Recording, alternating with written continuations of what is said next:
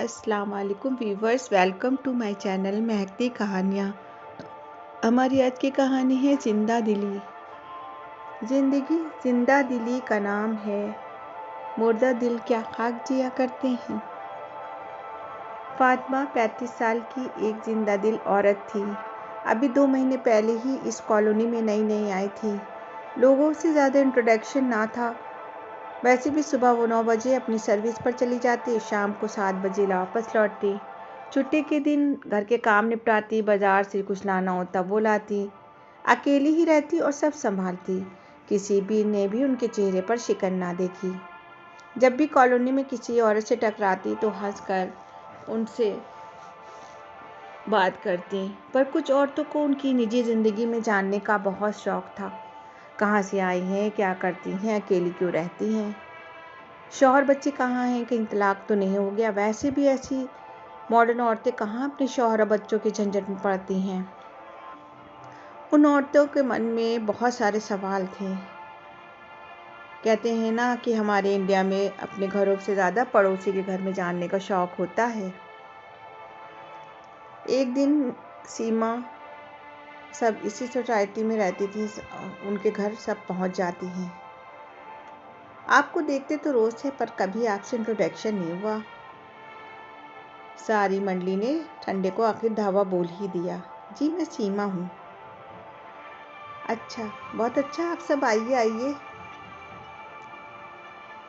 आप यहाँ अकेले रहती हैं? आपकी फैमिली कहाँ है? आप कहाँ काम करती हैं? इससे पहले ही कि फातिमा कुछ बोलती, उन पर ढेरों सवाल की बारिश हो गई थी। अरे आप लोग कुछ नाश्ता पानी वगैरह फिर कर ले, फिर मैं आपको अपना इंट्रोडक्शन देती हूँ, फातिमा ने मुस्कुराकर कहा और किचन में चली गई थी। देखो देखो, घर कितने अच्छे से सजाया हुआ है। इसमें किसकी मुस्कान भी कितनी प्यारी है ना। अरे मुस्कान पर मत जाओ, अकेली रहने वाली औरतें बहुत शातिर होती हैं। फातिमा के रसोई किचन में जाती ही खुसुर पुसुर सी शुरू हो गई थी। चुप चुप, देख वो आ रही हैं। तभी फातिमा को आता देखकर एक औरत जो सीमा थी बोली, लीजिए आप लोग पहले नाश्ता पानी कर लीजिए, फिर हम सब बातें करते हैं। फातिमा सबके लिए कोल्ड ड्रिंक और स्नैक देते लेकर आई थी। फातिमा जी, ये सब आपने खुद बनाया है? नाश्तों में कई चीज़ देखकर सीमा ने हैरानी से कहा, जी खुद बनाया है, कुछ बाज़ार से मंगाया हुआ भी रखा था। फातिमा हंसते हुए बोली थी, आपकी शौहर कहाँ हैं? एक औरत ने साइड टेबल पर रखी एक तस्वीर को देखकर पूछा, जिसमें फातिमा एक आदमी के साथ थी। जी क्या कीजिएगा जानकर ऐसे राज को, जिनसे मैं खुद भागकर यहाँ आई हूँ। फातिमा की आंखों में अचानक आंसू आ गए थे। कुछ राज बांटने से दर्द हल्का भी हो जाता है।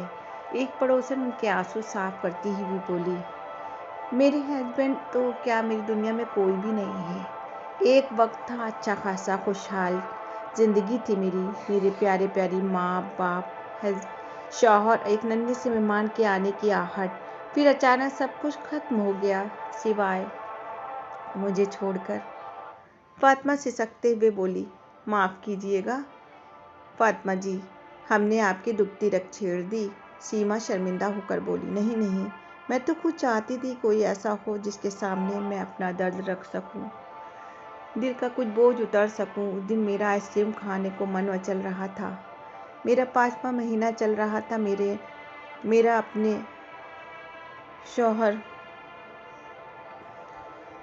आसिफ ने कहा। उस वक्त मेरे मम्मी पापा भी मेरे पास आए हुए थे, क्योंकि आसिफ का कोई अपना नहीं था, तो मेरी देखभाल मेरी अम्मी की जिम्मेदारी थी, हम सब की जिम्मेदारी थी। हम सब गाड़ी में बैठकर आइसक्रीम खाने चल दिए। रात के 11 बजे थे। आसपास कहीं आइसक्रीम वाला ना मिला तो आसिफ ने गाड़ी हाईवे पर उतार दी, पर सामने गलत साइड से आते ट्रक से टकरा गए और कहकर फातिमा पपक पपक कर रो पड़ी। तभी सीमा ने उठकर फातिमा को तसल्ली दी। आसिफ और पापा जी आगे बैठे थे और आगे से गाड़ी बिल्कुल पिचक गई। मैं तो ये देखकर बेहोश हो गई थी। जब होश आया तो सब कुछ खत्म हो गया था। पापा, आसिफ, मेरा पैदा होने वाला बच्चा, सब। फातिमा हिचकी लेते हुए बोली थी। और आपकी अम्मी? अम्मी को हार्ट अटैक आया था। ये सब देख चोट ज़्यादा नहीं थी, पर नाजुक दिल, अपना और बेटी का सुहाग एक साथ उजड़ना देखकर 15 दिन के अंदर ही जिंदगी और मौत से लड़ते लड़ते वो भी मुझे छोड़कर चली गई, कह के वो रोने लगी थी। ओह, सभी एक साथ बोली थी। मुझे संभलने में कई महीने लग गए। लोग मुझे अभागन बोलने लगे, जिसके ना माँ ना बाप बचे, ना सुहाग ना कोख। मन करता था खुद भी जान दे दूं, पर मेरे पापा अक्सर कहा करते थे कि अल्लाह ने हमें जो ज़िंदगी दी है, उस ज़िंदगी को जिंदा दिली के साथ जिए, भले कितनी ही तकलीफ क्यों ना हो। ये हमें ईश्वर ने बनाया है, शरीर को नुकसान ना पहुंचाएं। हमारा शरीर, हमारा बदन, हमारा सब कुछ ईश्वर की देन है। तब फिर से जीने के लिए इस शहर आ गई, सब कुछ बेचकर। अपना जहाँ नौकरी करती थी, उन्होंने मेरा तबादला यहाँ करा दिया। फातिमा बोली और एक गहरी सांस ली थी। ओह माय गॉड फातिमा जी, आपकी जिंदा दिली देखकर लगता ही नहीं कि आपके दिल में इतनी जख्म है। हम लोगों ने आपके जख्म को ताज़ा कर दिया। आप तो कितनों की प्रेरणा बन सकती हो, सीमा जी बोली थी। सीमा जी, हमारे पास दो रास्ते होते हैं, या तो अपने दुख में हम दुखी हो लें और दूसरों को भी दुखी करते रहें, या फिर अपने दर्द को सीने में छुपा दूसरों की ज़िंदगी में खुशी भरते रहो। और मैंने दूसरा रास्ता अपनाया है। एक एनजीओ से जुड़ी हूँ, खुद को काम में और अनाथ बच्चों में व्यस्त रखती हूँ। खुद का गम छुपा उनकी ज़िंदगी में खुशी के रंग भरती हूँ। बस इतनी सी पहचान है मेरी, और ये उम्मीद करती हूँ कि अब आपको अपने सवाल के जवाब मिल गए होंगे, कहकर वो अपने आंसू पोंछने लगी थी। सारी औरतें उनको इस तरह देख के उनके सम्मान में ताली बजाने पर मजबूर हो गई थीं।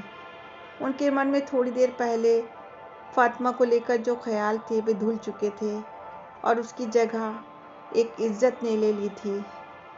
सभी फातिमा को दोस्त बनाने को मचल उठी थी, और फातिमा भी खुश थी कि पराए देश में कोई अपना सा पाकर।